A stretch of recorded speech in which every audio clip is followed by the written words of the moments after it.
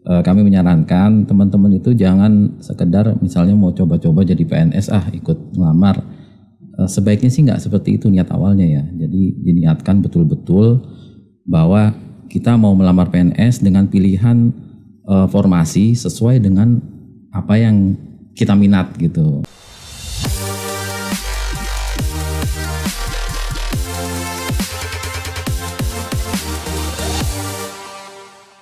Baik, bismillahirrahmanirrahim. Assalamualaikum warahmatullahi wabarakatuh.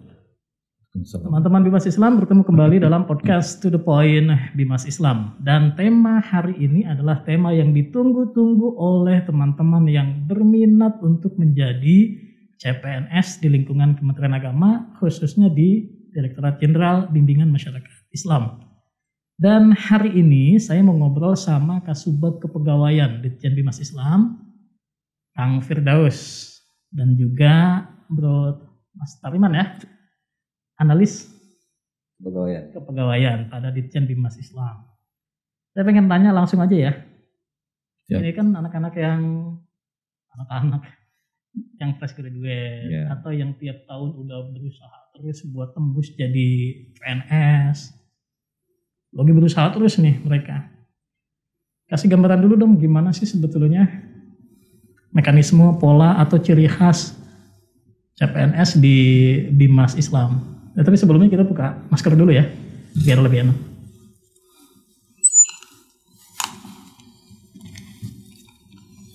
Oh iya, kita mesti sampaikan juga ke teman-teman bahwa proses pengambilan gambar pada podcast To The Point Bimas Islam ini sudah mengikuti protokol kesehatan dengan ketat. Narasumber kita sudah di PCR, hasilnya negatif semua. Kemudian studio juga kita sempat pakai disinfektan, jadi jaga jarak juga, jadi lebih aman lah insya Allah. Bro Firdaus dulu ya. Gimana Kang? Baik, terima kasih Mas Sigit. Jadi untuk penerimaan CPNS di Kementerian Agama khususnya Bimas Islam, kita lihat dari kondisi tahun lalu aja ya, yang masih dekat itu kan. Tahun 2019, waktu itu kita buka 27 formasi ya. Dapat formasinya 27. Dapat formasi 27, kemudian yang melamar ada 328. Nah, dibuka 27. Dapat formasi dari Kementerian PAN itu 27. Yang ngelamar 328. Cukup ketat ya. Sebenarnya enggak, justru itu kelebihannya di Bimas Islam. Jadi saingannya dikit. Nah, dengan formasi 27 dan tadi yang melamar cuma 328, itu kan kemungkinan untuk diterimanya kan jadi lebih besar kan dibandingkan misalnya kayak di satker lain itu dengan formasi yang hampir sama, ada sampai yang pelamar sampai 3.000-an. Kok bisa gitu sih? Nah, Bimas Islam peminatnya kurang. Bimas Islam ya itu dia, apa kurang atau dikenal atau ya mudah-mudahan dengan ini kan bisa informasinya bisa lebih tersebar ya. Ini kita informasikan lewat podcast ke teman-teman ya. Mudah-mudahan ayo dong begitu. Daftar di Bimas Islam. Iya, dengan lihat kondisi yang tadi itu kemungkinan untuk diterimanya kan jauh lebih besar daripada misalnya di kementerian lain, bahkan lebih banyak yang seperti di Kanwil itu kan sampai 20 ribuan itu pelamarnya. Jadi dengan kondisi 27 itu pun ada 2 formasi yang kosong Mas Sigit. Jadi formasi itu istilahnya hangus 2 ini. Kenapa bisa? Kenapa? Nah, kenapa bisa hangus itu karena yang ngelamar cuma 1 orang ya waktu itu ya. Yang satu itu gagal di administrasi, yang satu itu gagal di SKD CATBKN. Dan untuk formasi itu kan cuma 1 yang melamar kan ya. Iya, untuk yang artinya dia nggak ada saingan sama sekali. Artinya dia nggak ada saingan.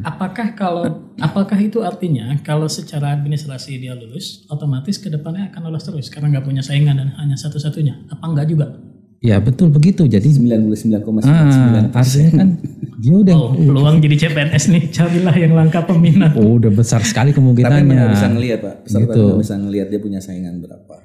Cuma kita kasih gambaran kan kondisi tahun lalu seperti itu. Ya mungkin tahun ini juga kurang tahu ya, mungkin ya nggak akan jauh berbeda mungkin. Tapi proses penyeleksiannya tetap sangat selektif kan?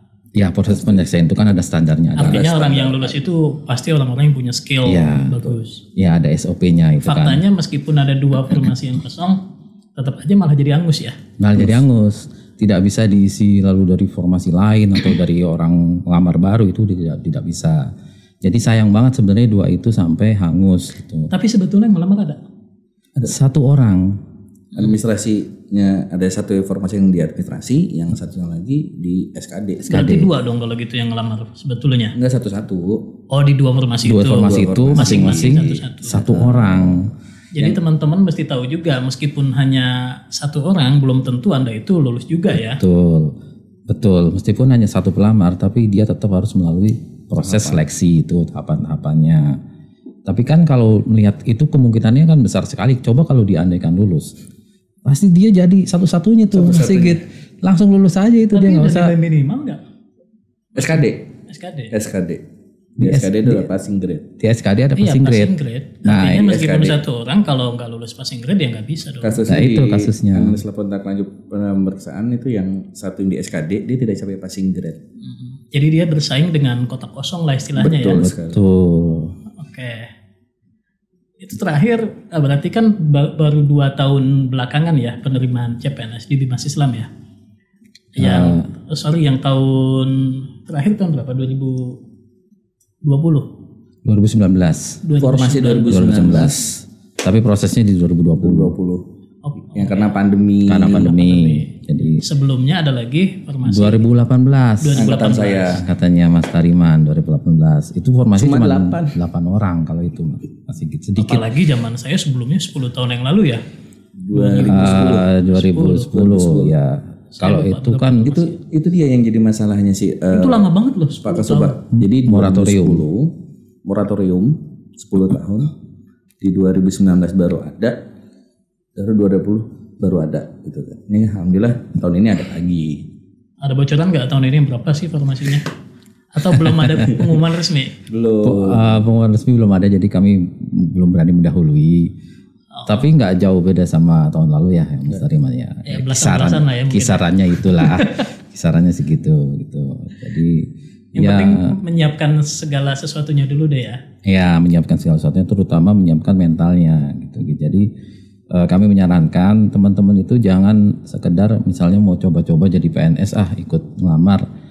Sebaiknya sih nggak seperti itu niat awalnya ya. Jadi diniatkan betul-betul bahwa kita mau melamar PNS dengan pilihan formasi sesuai dengan apa yang kita minat gitu, passion kita. Diusahakan seperti itu biar all out. Nanti ketika jadi pun jadi lebih enjoy gitu. Menikmati pekerjaan. Tapi kalau misalnya seseorang melamar dengan formasi yang dituju, otomatis nggak begitu masuk, dia memang akan ada di posisi itu. Kan ya ini harus diakui di berbagai instansi pemerintah, banyak informasi berseluruhan nih, ngelamarnya sih di sini, tapi begitu diterima jadi PNS ternyata ditempatkan di bagian lain. Kalau sekarang gimana? Kalau sekarang ya kita sebisa mungkin pasti mengikuti formasi awalnya dulu Mas Sigit. Misalnya Mas Tariman nih waktu ngelamar di formasi sebagai analis kepegawaian. Kalau beliau kan beda, udah JFT ya, fungsional. Oh ada 2 ya? Ada 2. Nah ini perlu informasi juga nih masyarakat nih. Jadi ada formasi untuk fungsional umum. Nah ini yang kemungkinan berubah seperti Mas Sigit bilang itu tadi yang fungsional umum. Tapi kan paling tidak dia harus duduk di posisi sesuai dengan yang dilamarnya dulu gitu. Nggak bisa begitu diterima dia langsung pindah ke formasi lain, itu nggak bisa. Kalau dipindah itu karena memang ya normal saja ya. Normal namanya saja. Di birokrasi di instansi dimanapun akan begitu. Betul, penyesuaian dan segalanya itu kan bisa. Nah untuk yang fungsional tertentu seperti Mas Tariman itu udah nggak bisa kemana-mana lagi. Jadi dia ini sesuai nawaitunya tadi nih, dia nih pas gitu. Saya mau jadi analis kepegawaian, udah dia selamanya kan di situ.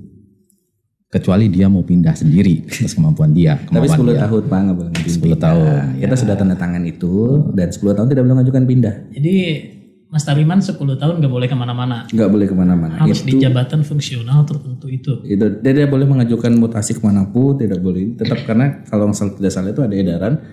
Kalau dia mengajukan, dia dengan mengundurkan diri. Betul. Kayaknya teman-teman pemirsa perlu tahu juga apa sih bedanya jabatan fungsional umum sama jabatan fungsional tertentu. Kalau yang umum ini ngapain sih? administratif gitu ya, ngurus-ngurus dokumen segala macam gitu, surat segala macam gitu apa gimana? Iya, kalau di fungsional umum kan berarti umum ya, terkait dia di misalnya di Humas, dia sebagai jabatannya misalnya pengelola data Humas, pengelola data gitu kan. Tapi ketika nanti 3 tahun ke depan dia bisa dimutasi ke bagian lain, bisa jadi jabatannya berbeda karena kebutuhannya adalah misalnya sebagai sekretaris pimpinan. Misalnya di unit lain lagi ada kebutuhan, yang dari unit ini ditarik. Dia bisa berubah jabatannya. Tapi kan kalau analis kepegawaian dia mau dia di Bimas Islam, mau di Biro Kepegawaian, mau di Kanwil, jabatannya sebagai analis kepegawaian yang memang sudah spesialisasinya seperti itu. Dan sekarang memang arahnya Menpan tuh lebih kepada sudah, ayo dong, kayaknya sudah spesialisasinya gitu loh. Jadi dari awal nih udah mulai concern ke JFT ya. Dan nggak tahu kenapa di beberapa teman di Kementerian Agama yang sangat di-approve informasinya itu kebutuhannya. JFT agak cukup di-approve sama Menpan. Di Bimas Islam banyak gak yang JFT itu? Kalau yang kemarin itu yang 2019 hanya 8 perencana. Dan semuanya perencana. Dari 27, akhirnya 25 kan sekarang. 25 itu 8 perencana. Nah, sisanya itu umum. Jadi yang bisa bermutasi ke berbagai unit ya. Ada perbedaan juga tadi saya tambahan dikit bahwa kalau fungsional umum itu dia masuknya ke ke keluarganya struktural lah gitu. Bagian dari struktural. Kalau fungsional kan dia memang tidak terikat dengan struktural gitu Mas Sigit. Jadi macam independen kalau JFU itu fungsional umum itu adalah anak buahnya, misalnya anak buahnya Kasih, anak buahnya Kasubdit gitu kan. Jadi kalau JFU yang jabatan fungsional umum ini relate sama struktur. Betul. Kalau jabatan fungsional tertentu dia terhadap fungsinya. Dia mau di struktur manapun spesialis ngurusin bagian itu. Betul. Misalnya ada perencana mau ditempatkan di unit eselon 2 manapun, tugas pokok dan fungsi dia itu adalah sebagai perencana. Dan harus nyari angka kredit. Nah, itu juga tambahannya. Angka kredit. Dia harus nyari angka kredit sesuai dengan butir-butir kegiatan, sesuai dengan Permenpan, JFT-nya dia masing-masing. Angka kredit buat apa itu? Itu untuk semacam butir kegiatan yang kayak prestasi gitu ya? Harga kegiatan, kerjaan. Jadi ketika dia mau naik pangkat dia harus ngumpulin sekian itu sesuai dengan itu buat ini ya, buat menstimulus. Betul.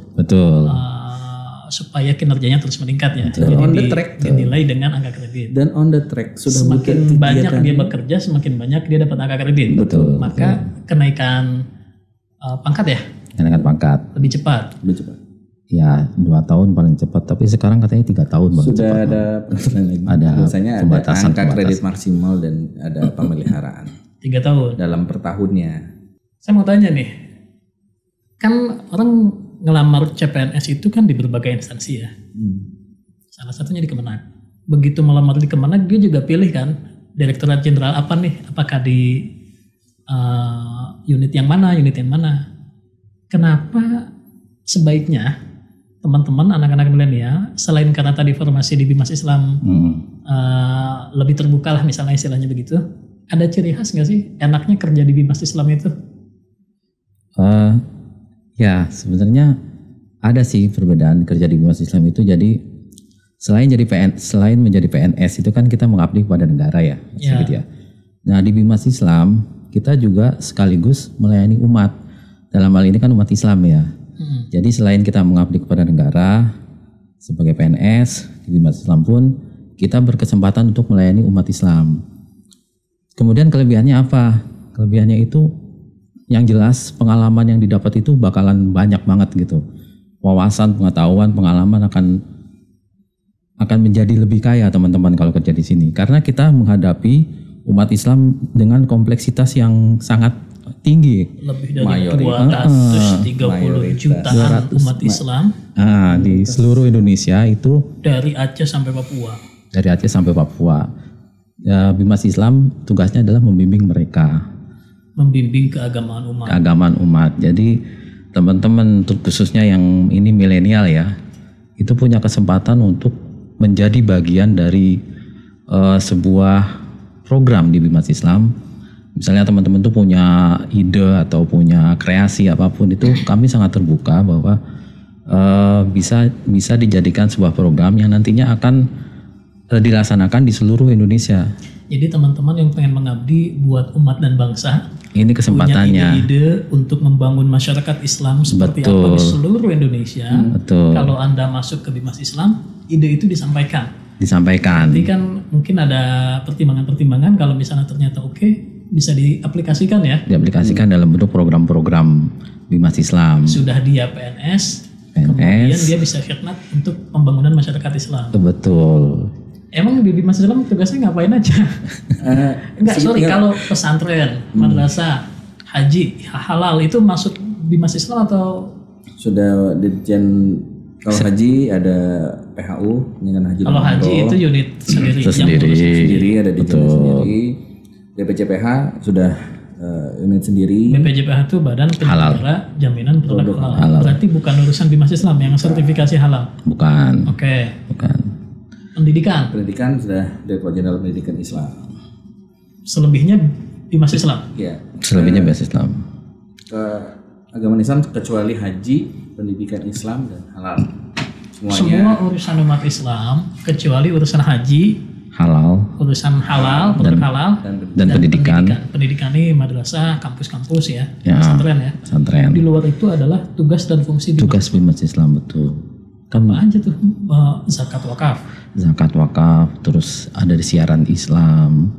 Terus kalau urusan agama Islam itu ada hisab ru'yat, yang sidang isbat yang sidang isbat itu, ada kemasjidan, ngurusin masjid di seluruh Indonesia. Dan masih paham keagamaan Islam itu diurai. Paham keagamaan Islam, ngurusin keagamaan Islam itu diurai. Seni budaya, situs-situs keagamaan. Situs-situs, iya itu juga masuk. Ya. Jadi mengeluang pernikahan. Jadi KUA itu semua di bawah Bimas Islam ya. Iya, KUA itu adalah unit pelaksana teknis Bimas Islam. Jadi di bawah naungan Bimas Islam.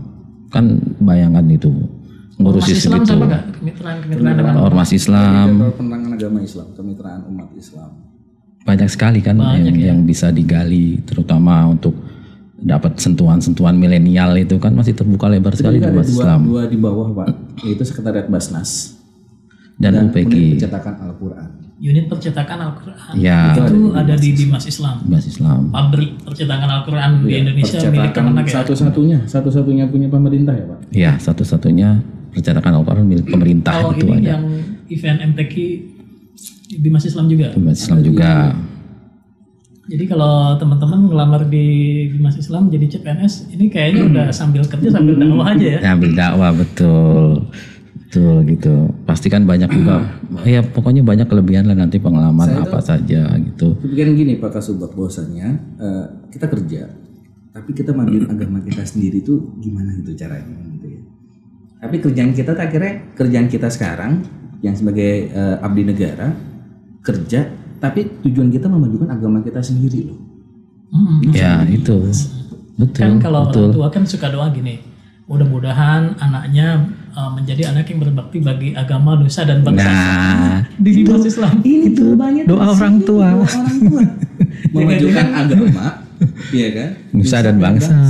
Agama rukun, damai, negaranya maju kok. Dapat gaji.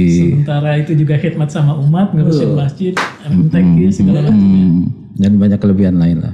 Mungkin bisa nanti kelebihannya kalau mau penasaran bisa menghubungi Mas Sigit mungkin di Humas Bimas Islam.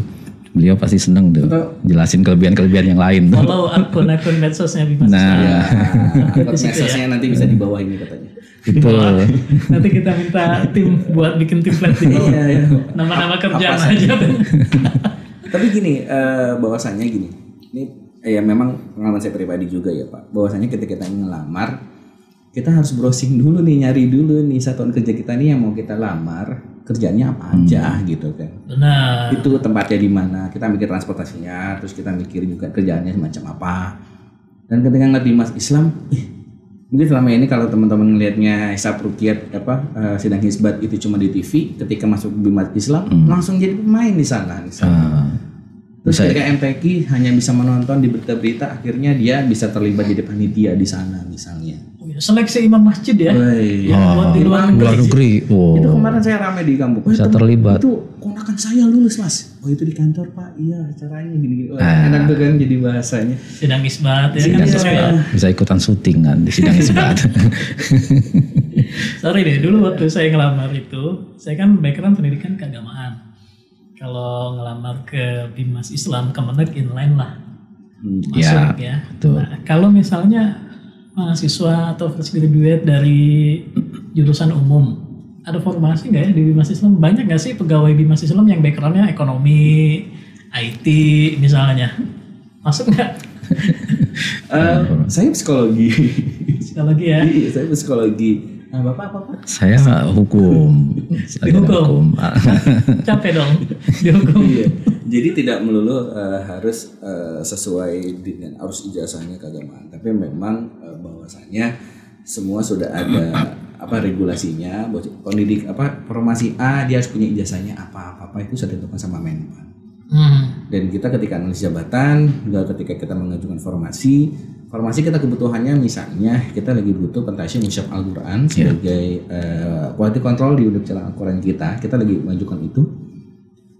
Ijazahnya harus berarti keagamaan Islam yang benar-benar kayak fikih, tafsir, musyaf Al-Quran. Itu mesti hafiz dong. Harus habis 30 juz. Oh, jadi para hafiz bisa jadi PNS di Bimas Islam. Ini cita-citanya kami di kepegawaian Bimas Islam. Bahwasanya kalau misalnya kita mikir gini waktu dengan Pak Kasubag, atlet aja yang prestasi itu bisa jadi PNS.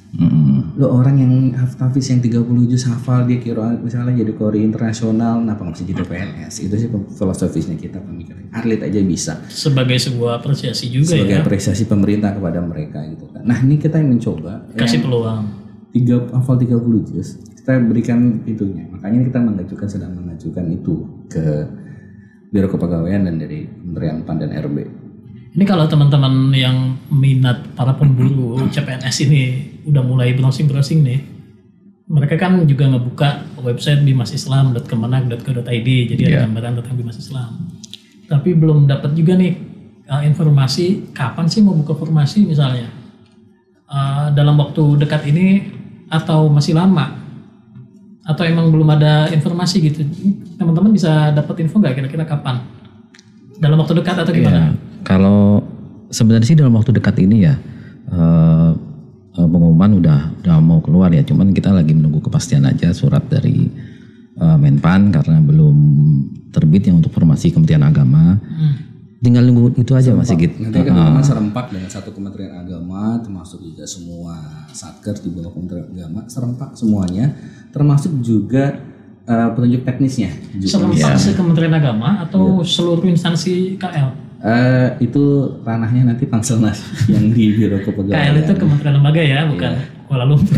Oh iya, lembaga dan daerah KLD.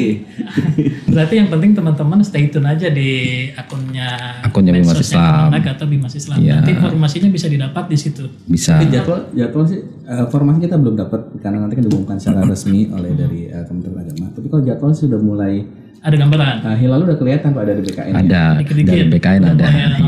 Ya karena kan kita harus berpacu sama surat resmi dari BKN gitu terkait dengan jadwal penerimaan. Tapi kalau kami dari kepegawaian sih bilang dari awal baca dengan teliti karena ketika seleksi dimulai ketika Anda membaca pengumuman. Maksudnya gimana tuh? Baru baca pengumuman aja Anda sudah mulai ikut seleksi? Oh iya nih, gue nggak masuk nih di sini beda jurusan itu udah terseleksi. Iya, memang harus teliti sih, Mas. Kadang-kadang kan ada yang misalnya fotonya harus background biru dia kasih merah, ya itu kan akibat dari kurang teliti membaca. Sebenarnya kan itu hal-hal sepele ya. Jadi memang itu harus teliti dulu. Iya ya, yang surat lamaran harus pakai tulisan tangan. Tulis tangan, nanti ada yang diketik segala gitu kan. Supaya bagus Pak tadinya pakai font yang kayak tulis tangan handwriting. Contohnya sejarahnya Mas Sigit, Pak Kasubag itu udah tahu nih formasinya ini, jasanya ini, dia ngelamar aja gitu maksudnya. Dia nggak baca itu, mungkin baca tapi ya milikan aja Pak siapa tahu masuk.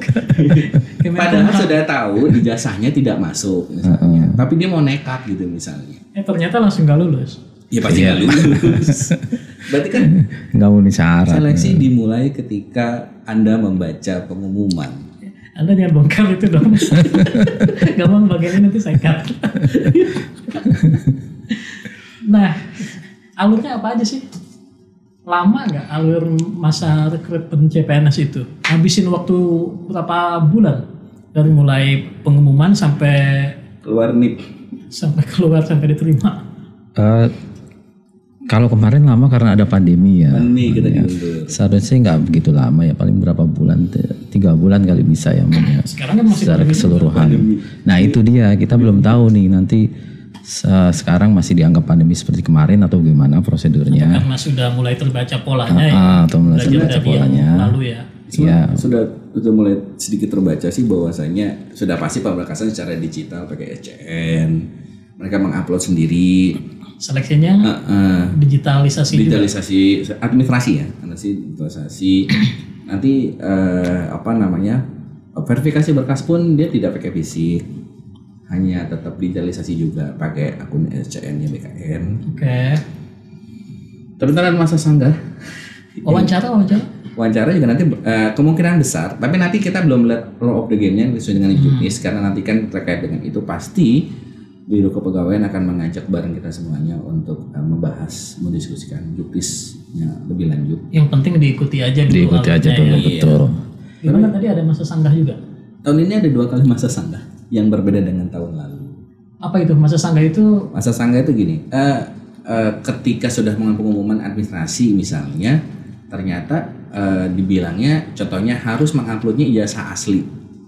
Harus mengupload ijazah asli. Oke. Dia menguploadnya fotokopian. Padahal disuruhnya asli ya. Asli. Artinya di scan. Scan asli. Dia banding. Oh enggak dong, saya nggak terima. Ini kan saya ijazahnya asli. Tapi kan dia fotokopian bukan asli gitu. Itu simpel sih. Jadi emang mesti teliti ya. Betul. Tapi meskipun begitu pemerintah tetap membuka peluang. Kalau ada ketidakpuasan dalam proses seleksi ini, Anda diberi kesempatan untuk menyanggah. Betul. Ya, nanti jadi akan dijawab. Ya. Ada jawab masa sanggah. Arah sanggah ini sebenarnya kan tujuannya untuk kesalahan-kesalahan yang tidak sengaja dilakukan oleh pelamar. Karena kan ada juga tuh yang error-errornya akibat teknis atau sebagainya.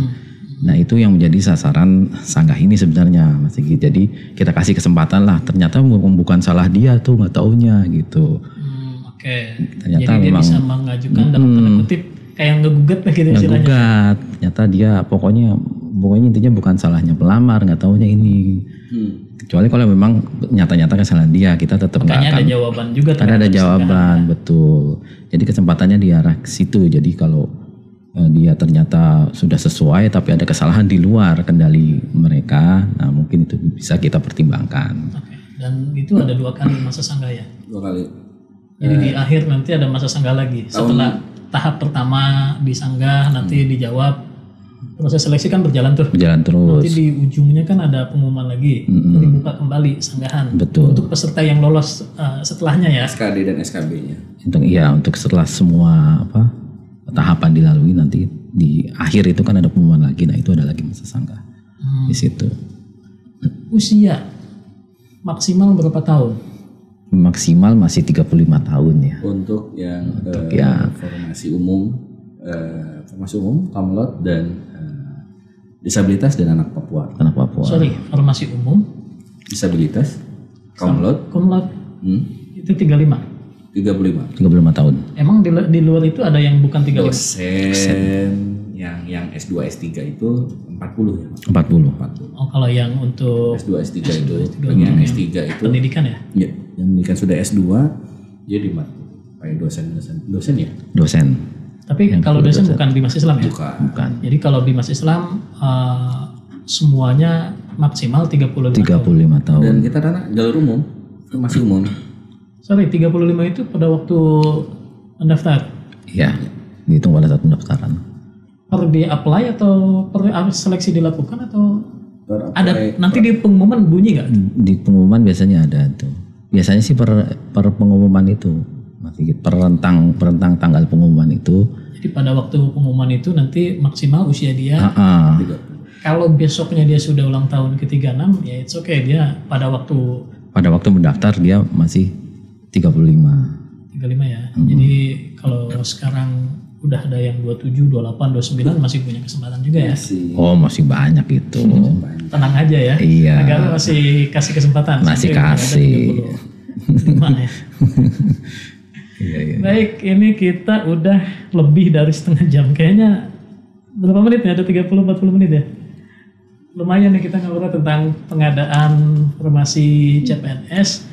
Dan nanti kita lanjutin obrolan kita setelah formasinya mulai diumumkan ya. Iya. Karena kan sekarang belum ada pengumuman nih. Ini nanti kita sampaikan ke teman-teman sebagai informasi pendahuluan terkait dengan pengadaan apa sih namanya? Pembukaan formasi ya? Iya, pengadaan. Ya, pengadaan pegawai lah istilahnya ya. Pengadaan pegawai di lingkungan Ditjen Bimas Islam. Ini sebagai informasi awal, nanti kita akan buka kembali podcast terkait dengan formasinya. Lebih rigid. Lebih spesifik lagi. Baik formasi, jasanya apa itu nanti kita akan buka lagi podcastnya ya. Betul. Sekaligus kalau gitu nanti kita ajak juga kalau bisa yang dari Sekretariat Jenderal ya. Iya. Jadi nanti gabung Sekretariat Jenderal sama Bimas Islam. Kita nanti ngobrol berempat deh di sini deh. Iya. Ya, Siap. Mungkin mudah-mudahan minggu depan udah keluar ya. Mudah-mudahan keluar. Udah. Jadi kayaknya podcast ini masih ditayangin lebih awal nih. Soalnya kejaran dengan waktu ya. Iya. Ini pendahuluan. Pendahuluan Sebelum ini sudah lagi gampang-gampangnya orang-orang mulai pemanasan lah ya. Iya. Karena kan per 30 Juni sudah mulai pengumuman oleh BKN semuanya. Tapi untuk masing-masing kementerian lembaga daerah diserahkan karena terkait dengan ada juknisnya juga di dalam. Oke, jadi ini teman-teman yang berminat untuk menjadi pegawai pemerintah. Jadi CPNS udah mulai bisa pemanasan, mulai nyalain bensin, dipanasin, atau nyalain kompor nih diangetin. Nah ini udah mulai siap-siap buat daftar ya, sambil update terus informasinya di kanal-kanal media sosial punya Bimas Islam. Oke deh, thank you ya, nanti kita ngobrol lagi. Baik, Mas Firdaus dan Mas Tariman, thank you sudah berkenan berbagi dengan teman-teman pemirsa podcast To The Point Bimas Islam. Dan terima kasih teman-teman, mohon informasi ini bisa disampaikan juga kepada kerabat atau teman-teman yang lain yang mungkin berminat untuk jadi CPNS sehingga informasi ini bisa dinikmati oleh lebih banyak orang. Jangan lupa di like, komen, dan di share. To The Point Bimas Islam pamit dan kita ketemu lagi di podcast To The Point Bimas Islam berikutnya. Thank you sekali lagi. Ya, sedikit kami pamit. Assalamualaikum warahmatullahi wabarakatuh. Waalaikumsalam warahmatullahi wabarakatuh.